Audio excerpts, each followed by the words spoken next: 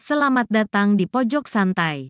Sebelum Anda mendengarkan audiobook ini, kami menginformasikan bahwa channel ini adalah review audio dari buku yang ada di Indonesia. Untuk membaca keseluruhan buku ini, kami menyarankan membeli buku aslinya di toko buku kesayangan Anda, baik offline maupun online. Keberadaan channel ini dimaksudkan untuk membantu Anda mendapatkan pengetahuan dari buku-buku kesayangan Anda. Jangan lupa untuk subscribe, like, dan komen. Selamat datang di Pojok Santai, channel khusus yang membahas komik dan novel dengan cara asik. Kegelisahan Panglima Bantar Aji dan Adipati Rakonda kian menjadi-jadi akan kemunculan Bayu Hanggara, alias pendekar Pulau Neraka. Seperti apa kegelisahan mereka? Yuk langsung saja disimak video berikut ini.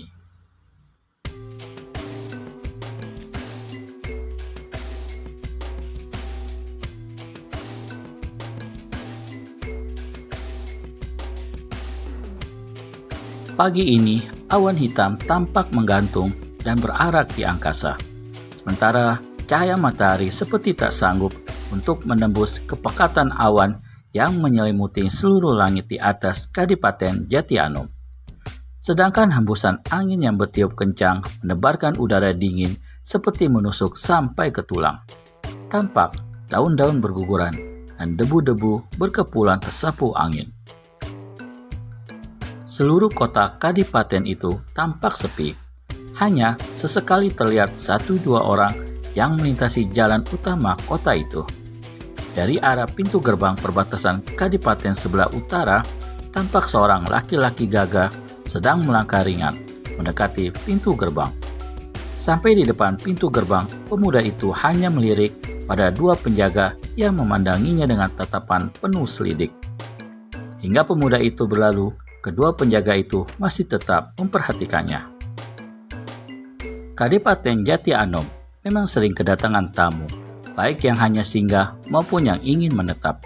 Sehingga setiap kali ada pendatang baru, para penjaga pintu gerbang perbatasan tidak pernah menegur atau bertanya. "Shh, orang itu tampak mencurigakan ya," bisik salah seorang penjaga. Gumam satunya lagi tidak jelas, namun matanya terus mengamati pemuda yang sudah jauh berjalan. "Ciri-cirinya seperti yang pernah dikatakan oleh Panglima Bantar Aji," kata penjaga itu lagi. Iya benar," seru yang satunya. Dan tanpa berkata-kata apa-apa lagi, kedua penjaga pintu gerbang perbatasan itu langsung berlari kencang memburu pemuda tadi. "Berhenti!" Pemuda gagah itu segera menghentikan langkahnya. Namun sedikit pun ia tidak berbalik atau menoleh.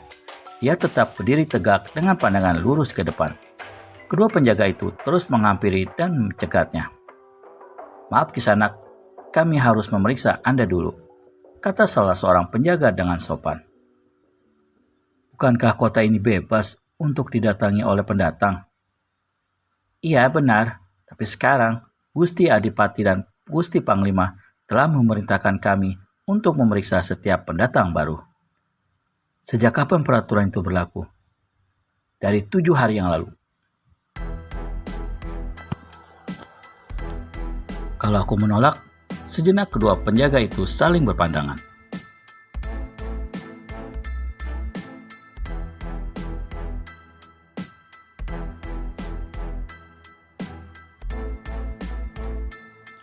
Kata-kata pemuda gagah itu terdengar dingin dan kaku, sedangkan sinar matanya tampak tajam, seakan akan mampu membuat siapa saja yang memandangnya bergidik tanpa sebab. Maka seperti dikomando saja, kedua penjaga itu segera melangkah mundur 2 tindak. Sementara tangannya menggenggam tombak dengan lebih erat. "Maaf Kisanak, sebenarnya kami juga enggan untuk memeriksa setiap orang yang datang ke kota ini, tapi kami hanya menjalankan tugas," kata salah seorang penjaga masih bersikap sopan meskipun sudah waspada. "Katakan pada gustimu, aku tidak akan lama di sini, dan aku akan segera meninggalkan kota ini setelah urusanku selesai," lantang dan tegas kata-kata pemuda itu. Dan tanpa menghiraukan kebingungan kedua penjaga itu, dia segera mengayunkan langkahnya kembali. Ayunan kakinya tampak ringan dan tenang. Tapi kemudian, kedua penjaga itu langsung melompat dan kembali menghadang. Kali ini, ujung tombaknya sudah terhunus. "Maaf, kami terpaksa menahanmu Kisanak," kata salah seorang penjaga. Pemuda itu tidak mempedulikan. Dia terus saja mengayun kakinya. "Berhenti!" Tapi pemuda itu tetap tidak menghiraukan.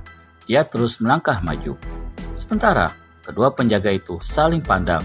Lalu dengan cepat, salah seorang dari mereka menggerakkan tombaknya ke arah perut pemuda itu. Namun hanya dengan mengenggoskan tubuhnya sedikit ke samping, pemuda itu luput dari serangan. Bahkan, tanpa diduga sama sekali, tangan pemuda itu bergerak cepat dan mengempit batang tombak itu di ketiaknya. Sedangkan tangan satunya lagi berhasil mematahkan tombak itu.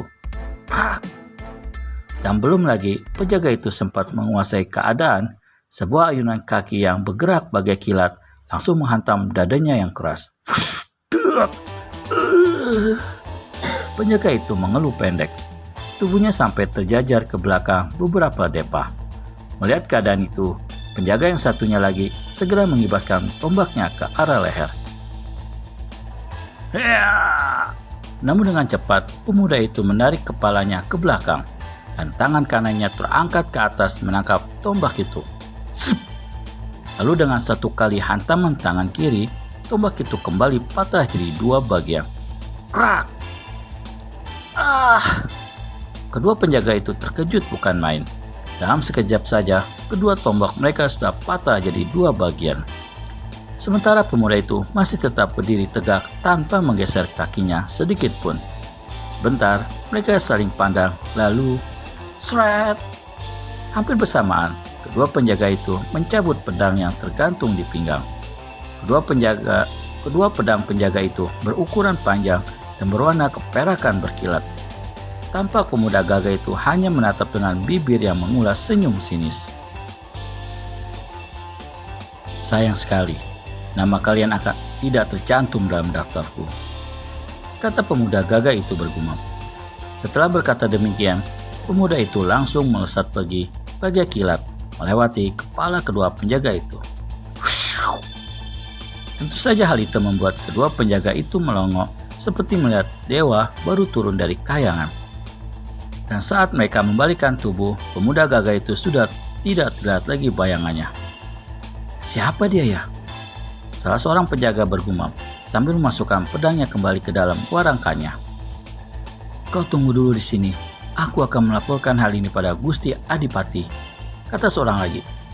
"Cepatlah, tidak enak berjaga sendirian." "Sebentar saja, aku pasti sudah kembali. Kalau tidak, paling juga mampir di rumah janda sebelah." Adipati Rakonda segera berdiri begitu melihat seorang berpakaian prajurit penjaga datang dengan tergopoh-gopoh. Prajurit itu langsung berlutut memberi hormat.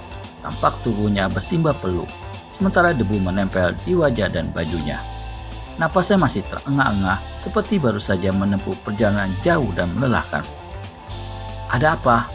Bukankah kau seharusnya masih menjaga di pintu gerbang perbatasan sebelah utara kota?" tanya Adipati Rakonda sedikit terkejut. "Ampun Gusti, hamba sengaja datang ke sini karena ada sesuatu hal yang harus segera hamba laporkan," sahut prajurit penjaga perbatasan itu. "Katakan cepat, apa yang akan kau laporkan?" "Baru saja ada seorang pemuda yang mencurigakan melewati pintu gerbang Gusti. Hamba sudah berusaha untuk menahan dan memeriksanya, tapi pemuda itu malah melawan. Ilmu olah kanuraganya sangat tinggi Gusti. Hanya sekali gebrak saja, hamba dan teman hamba terkecoh dan dia berhasil kabur," lapor prajurit penjaga itu. Sejenak Adipati Rakonda memalingkan mukanya dan menatap pada Panglima Bantaraji yang tetap duduk di kursinya. Di sebelah Panglima Bantaraji duduk seorang gadis cantik yang mengenakan baju ungu yang terbuat dari bahan sutra halus yang indah. Gadis itu adalah putri tunggal Adipati Rakonda yang bernama Intan Delima. "Bagaimana ciri-cirinya?" tanya Panglima Bantaraji. "Dia mengenakan baju yang terbuat dari kulit harimau, Gusti Panglima," sahut prajurit penjaga perbatasan itu. Kulit harimau? Apakah di Bayu Hanggara alias pendekar Pulau Neraka? Temukan jawabannya di video selanjutnya hanya di channel Pojok Santai. Segera subscribe dan tekan tombol lonceng untuk mendapat notifikasi video terbaru dari kami. Terima kasih dan sampai bertemu kembali.